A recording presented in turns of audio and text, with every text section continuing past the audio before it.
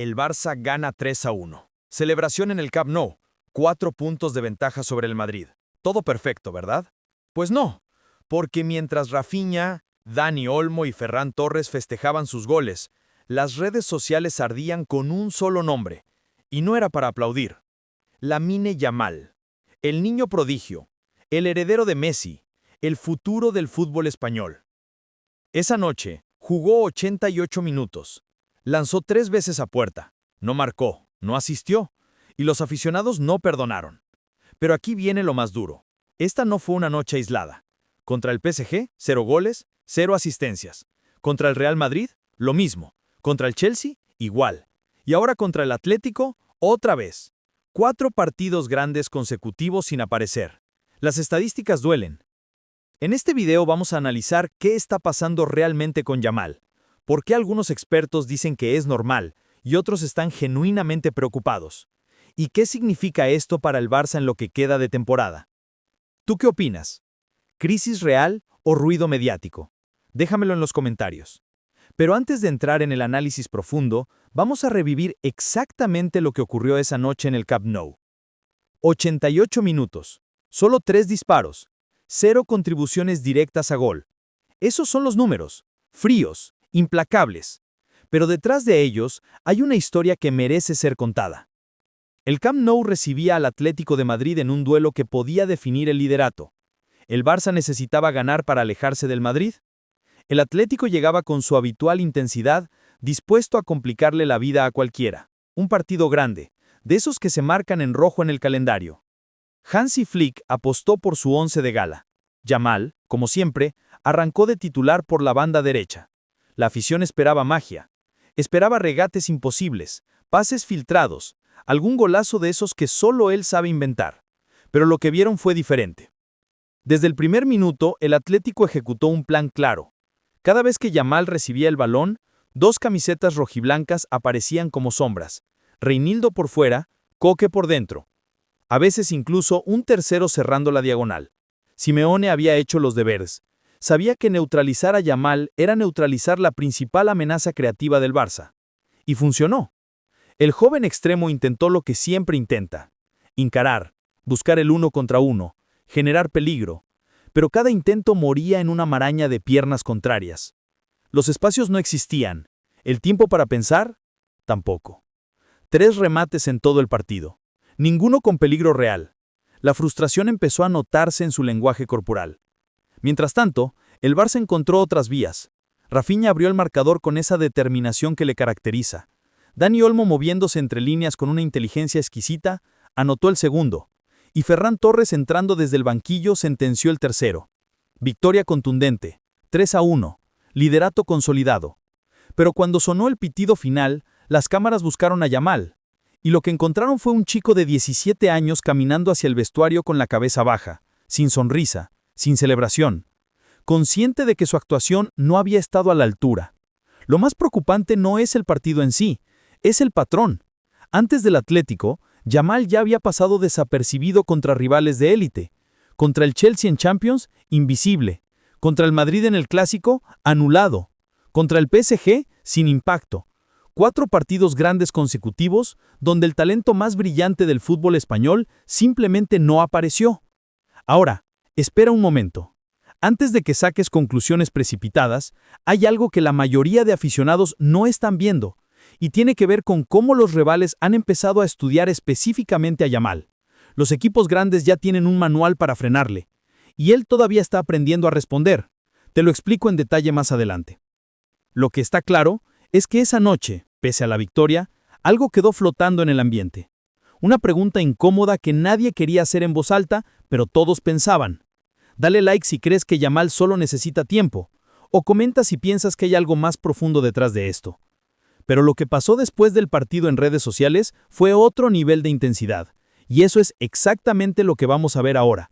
Comparado con Messi, llamado un fraude, acusado de estar sobrevalorado. Todo esto en menos de 24 horas.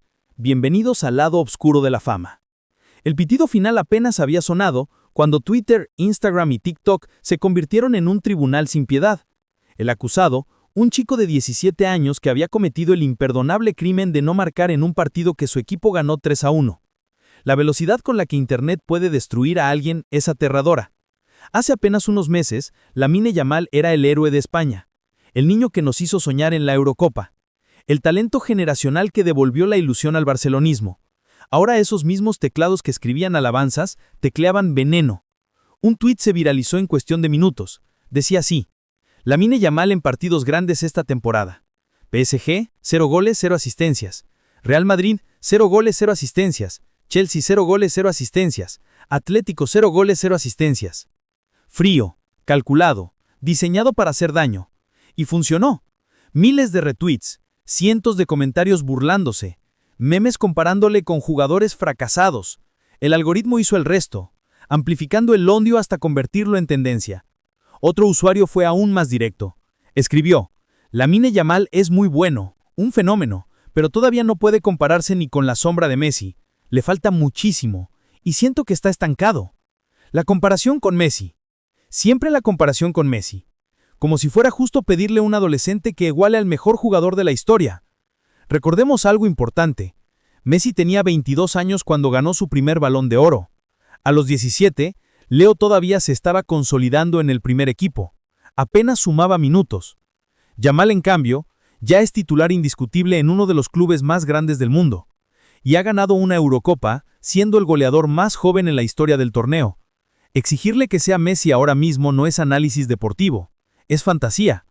Pero las redes no entienden de contexto, solo entienden de números. Y los números de Yamal en partidos grandes esta temporada son objetivamente pobres. Sin embargo, no todo fue oscuridad. Hubo voces que salieron en su defensa, aficionados que recordaron que contra el Atlético, pese a no marcar, Yamal generó varias jugadas de peligro, que desequilibró en el 1 contra 1 en múltiples ocasiones, que atrajo marcas que liberaron espacios para sus compañeros, que su simple presencia en el campo obliga a los rivales a modificar sus planes. El periodista Manuel Mesa Cienfuegos, de Athlon Sports, ofreció una perspectiva más equilibrada. Según él, Yamal está cargando con una presión desproporcionada para su edad.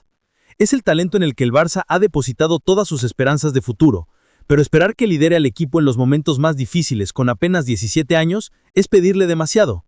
Necesita tiempo, necesita paciencia, necesita un entorno que lo proteja, no que lo destruya. Pero aquí viene lo interesante. Hay algo que Flick ha comentado sobre Yamal que explica por qué sigue apostando por él en cada partido importante pese a estos números. Lo revelaré en la parte final. Pero antes necesitamos entender qué está pasando tácticamente. Si crees que las redes sociales son demasiado crueles con los jóvenes talentos, déjamelo en los comentarios. Me interesa saber tu opinión. Ahora bien, más allá del ruido de Internet, hay una pregunta que realmente importa. ¿Qué está pasando tácticamente con Yamal? ¿Por qué los equipos grandes consiguen anularle? Vamos a analizarlo. Los rivales han encontrado la fórmula, y Yamal todavía no tiene la respuesta. Así de simple, así de complejo. Cuando un jugador es tan bueno que los equipos contrarios diseñan estrategias específicas para anularle, eso es un cumplido. El problema es que, cumplido o no, el resultado es el mismo. Partidos donde el talento queda atrapado en una jaula táctica sin salida. Pensemos en lo que Yamal enfrentó contra el Atlético. Diego Pablo Simeone, uno de los entrenadores más astutos del fútbol mundial, no dejó nada al azar. El plan era claro desde el minuto 1. Doblar la marca en banda derecha, cerrar los espacios interiores, obligarlo a jugar hacia atrás constantemente. Cada vez que Yamal recibía el balón, ya tenía encima a Reinildo presionando por fuera y a Koke cerrando la opción de recorte. A veces incluso un tercero aparecía para tapar la diagonal.